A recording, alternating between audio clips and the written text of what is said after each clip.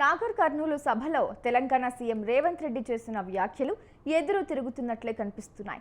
కేసీఆర్ను ఉద్దేశించి అయినా 2034 వరకు పాలమూరు బిడ్డనే సీఎంగా ఉంటాడని ప్రకటించుకున్నారు. సొంత గడ్డపై అలా చెలరేగిపోయారు. నిజానికి ఇదే మొదటిసారి కాదు.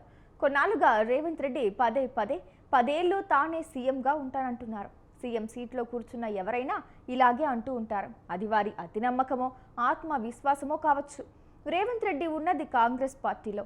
ఆ పార్టీలో ఏ ముఖ్యమంత్రి ఎంతకాలం ఉంటాడో తెలియదు. అలాంటిది తాను 10 ఏళ్లు సీఎంగా ఉంటానని రేవంత్ రెడ్డి చెప్పడం హాట్ టాపిక్గా మారింది.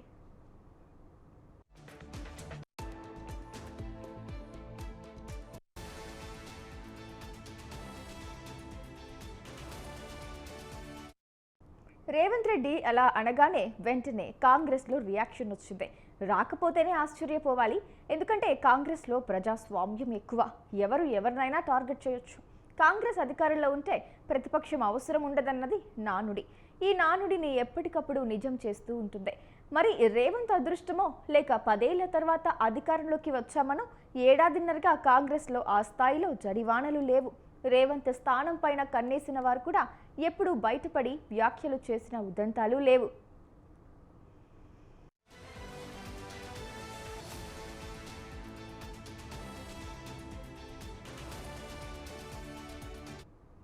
తాజాగా సొంత పార్టీకే చెందిన ఎమ్మెల్యే 10 ఏళ్ల సీఎం వ్యాఖ్యలకు కౌంటర్గా ఎట్లా ఉంటావు, కాంగ్రెస్ పార్టీ నీ సామ్రాజ్యమా అని ట్విట్టర్ వేదికగా ప్రశ్నించిన ఎమ్మెల్యే బీఆర్ఎస్ఓ బీజేపీఓ అయితే చర్చ ఉండేది కాదు. కాంగ్రెస్ పార్టీ ఎమ్మెల్యేనే రేవంత్ లక్ష్యంగా చేసి ట్వీట్ వైరల్ అయింది.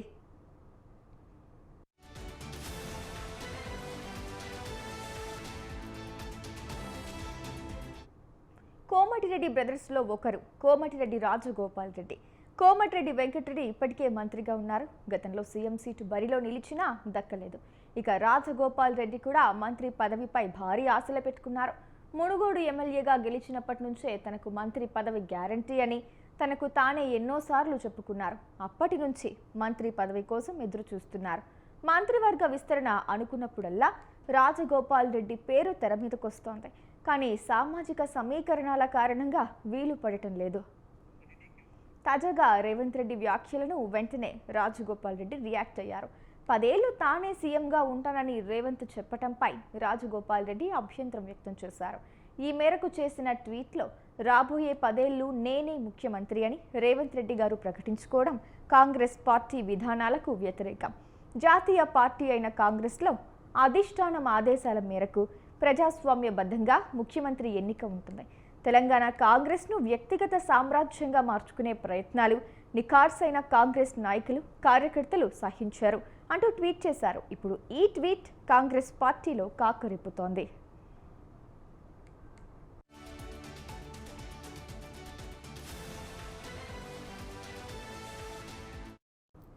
నిజానికి రేవంత్ రెడ్డి పీసీసీ అధ్యక్షుడు కావడం కోమటిరెడ్డి బ్రదర్స్కు ఎప్పుడూ ఇష్టం లేదు. దీంతో పీసీసీ అధ్యక్షుడైన మరుక్షణం నుంచే రాజగోపాల్ రెడ్డి అటాక్కు దిగారు. రేవంత్ పై కినుకతోనే ఏకంగా కాంగ్రెస్కు రిజైన్ చేసి అప్పట్లో బీజేపీలో చేరారు. రేవంత్ రెడ్డి లక్ష్యంగా రాజగోపాల్ రెడ్డి పలు సందర్భాల్లో కామెంట్స్ చేశారు. మునుగోడు బైపోల్లో ఓడటం, ఆ తర్వాత అసెంబ్లీ ఎన్నికలకు ముందు రాజగోపాల్ రెడ్డి కాంగ్రెస్లోకి రావటం, ఎమ్మెల్యే కావటంతో కొంతకాలంగా పరిస్థితి మారింది. రేవంత్ను ప్రశంసిస్తూ సభలో బయట మాట్లాడారు. కాగా ఇప్పుడు చేసిన ట్వీట్ మరోసారి కలకలం రేపుతోంది.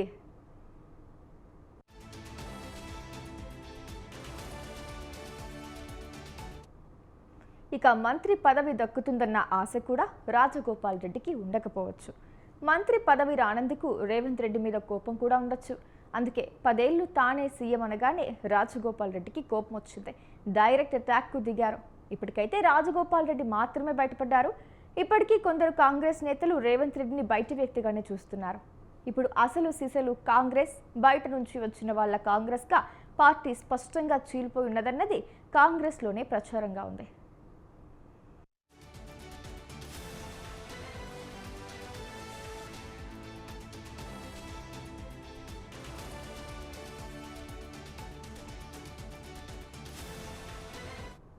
ఇటు మంత్రివర్గంలోనూ సీఎంగా రేవంత్ రెడ్డిని సీనియర్ మంత్రులు లెక్క చేయడం లేదన్న టాక్ ఉంది. సీఎం పదవి కోసం పోటీ పడిన అందరూ మంత్రివర్గంలో కీలక శాఖల్లో ఉన్నారు.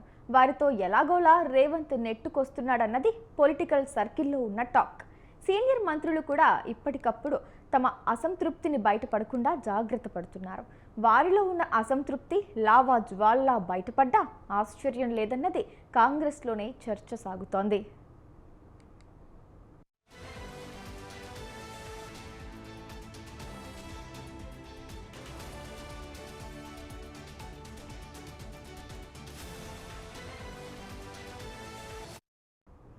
సాధారణంగా సీఎం కుర్చీలో కూర్చున్న నాయకులు రెచ్చిపోతూ ఉంటారు.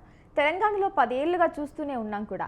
ఒకప్పుడు కేసీఆర్ రెచ్చిపోయేవారు, ఇప్పుడు రేవంత్ రెడ్డి అంతకు మించి అన్నట్లుగా ఉన్నారు.